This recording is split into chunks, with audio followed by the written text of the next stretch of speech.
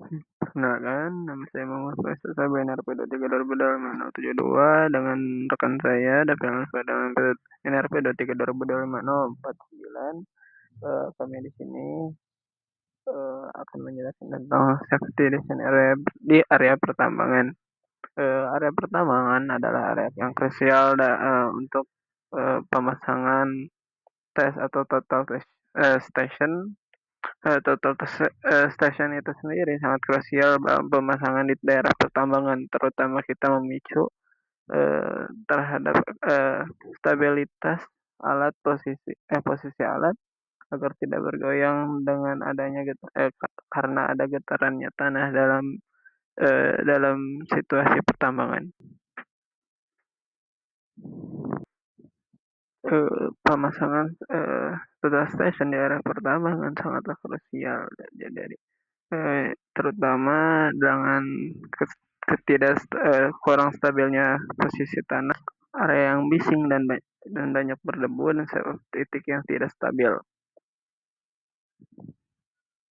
Bahaya di area pertambangan antaranya salah satunya yaitu dikhawatirkannya terjadinya longsor yang tidak terduga dan resikonya tertabrak alat berat karena di area pertambangan itu banyak sekali alat berat yang sedang beroperasi. Paparan debu, polusi, dan panas, dan terik matahari.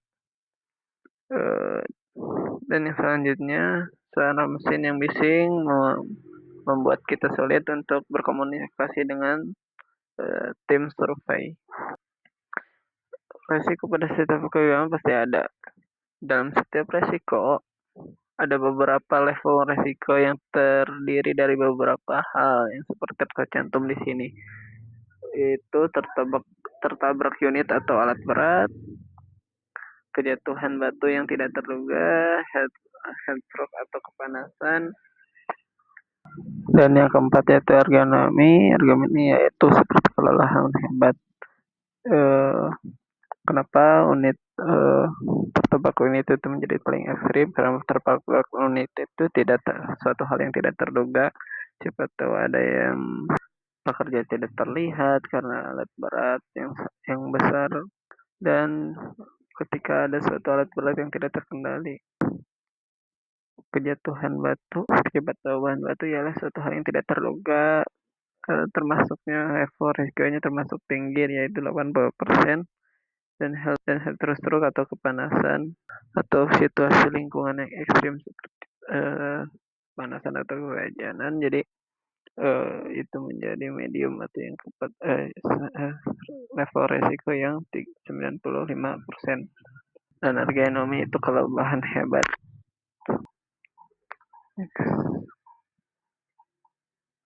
Hierarki pengenalan risiko adalah urutan prioritas dalam manajemen ketika untuk meminimalisir bahaya di tempat kerja. Urutan efektivitasnya dimulai dari eliminasi, substitusi, dan pengenalan teknis sebagai langkah utama serta pengendalian administratif dan alat pelindung dari APD sebagai langkah pelindung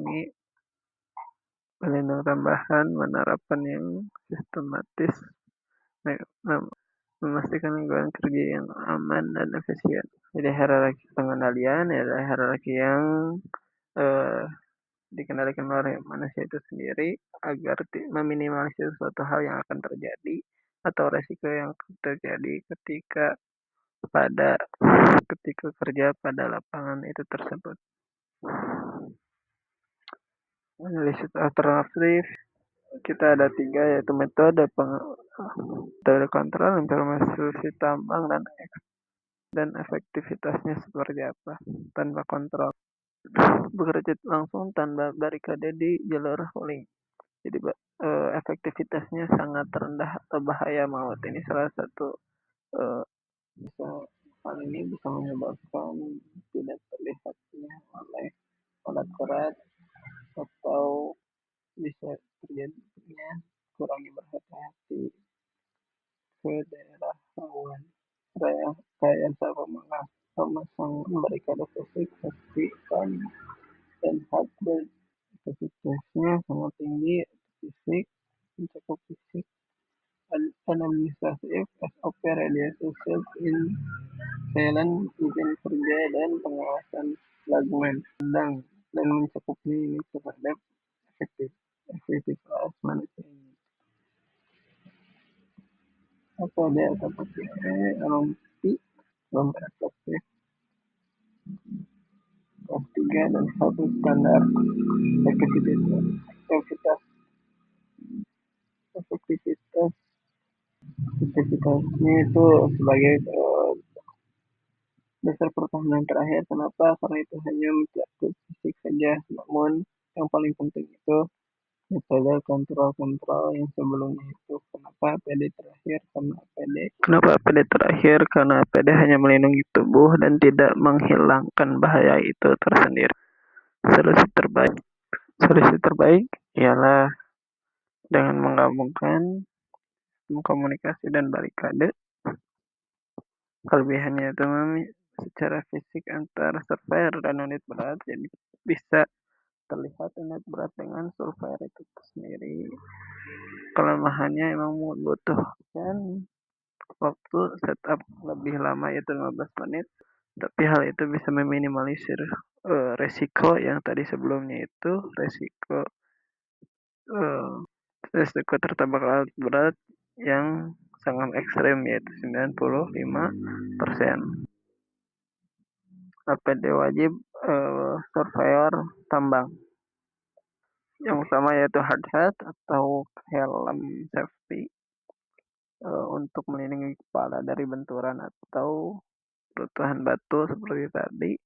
Atau yang kedua yaitu rompi reflektif agar bisa terlihat secara langsung oleh alat berat. Dan seperti yang tadi bisa membedakan antara alat berat dengan survei itu sendiri. Steel boots yaitu sepatu safety. Kenapa diperlukan? Karena di area tambang adalah area yang rawan tertindih sesuatu atau bisa terjadi hal yang tidak diinginkan seperti kesaleo dan yang terjatuh seperti itu. Yang keempat yaitu respirator P95 atau bisa disebut masker untuk melindungi dari debu yang menjadikan surveyor tidak fokus dalam mengambil data. Selanjutnya, navigasi paparan dari heat stress. Yang selanjutnya yaitu mitigasi paparan heat stress. Jadi dalam setiap dalam suatu kondisi di daerah tambang pasti ada merasakan panas teriknya dari paparan matahari secara langsung, dan ini salah satu cara meminimalisirnya yaitu untuk navigasi paparan heat stress dengan cara meminum air 500 ml setiap jamnya, dan dalam waktu bekerjanya yaitu 45 menit waktu bekerja dan 15 menit waktu istirahat untuk meminimalisir stres berat. Dan yang terakhir ada satu quotes atau kata-kata, data akurat pulang selamat. Keamanan bukan menghambat kerja tapi pondasi presisi. Jadi keamanan adalah paling utama bagi kami dalam pengambilan data, karena data yang akurat kepala daya tanpa nyawa yang selamat. Mungkin hanya sekian dari kami. Terima kasih dari kelompok 9. Sekian dari kami dari kelompok 9. Wassalamualaikum warahmatullahi wabarakatuh.